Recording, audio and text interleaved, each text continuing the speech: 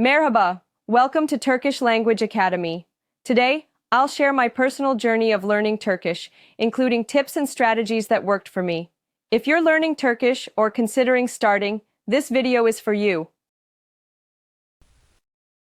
Why I decided to learn Turkish. I was fascinated by Turkish culture, its rich history, and the beauty of the language itself. Watching Turkish series like Diriliş Ertuğrul also piqued my curiosity. Another reason was that I wanted to create a YouTube channel where I could teach the Turkish language. My initial challenges. First, I learned the Turkish alphabet because I had no idea how to pronounce the special letters. For this, I relied on Meta AI and also started watching some YouTube videos. The Turkish language was an entirely new world for me. I didn't know that the letter C could sound like J. One of my biggest challenges was mastering vowel harmony and understanding the agglutinative structure of Turkish. But I soon realized that these unique aspects made Turkish logical and beautiful. Steps I took to learn Turkish. Building a strong foundation. I started with the alphabet and basic vocabulary. Learning proper pronunciation early on helped me build confidence. Practicing grammar. I spent a lot of time understanding how suffixes worked, especially possessive forms and verb conjugations, which are central to Turkish. Using multimedia resources. I installed Duolingo and started learning the basics, but I wasn't fully satisfied with it. However, I did learn the basic pronunciations from Duolingo.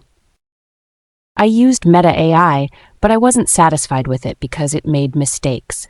Then, I installed ChatGPT and started my language learning journey with it. I watched many other Turkish language channels, but none of them helped me understand pronunciation and writing, as they spoke very fast and the subtitles were neither visible nor clear. Watching Turkish videos was a game changer. It not only improved my listening skills, but also helped me pick up common expressions like sağ ol and eyvallah. Speaking practice. Interestingly, I have no speaking practice because I don't have any native Turkish friends, nor have I joined any language groups where I could speak Turkish.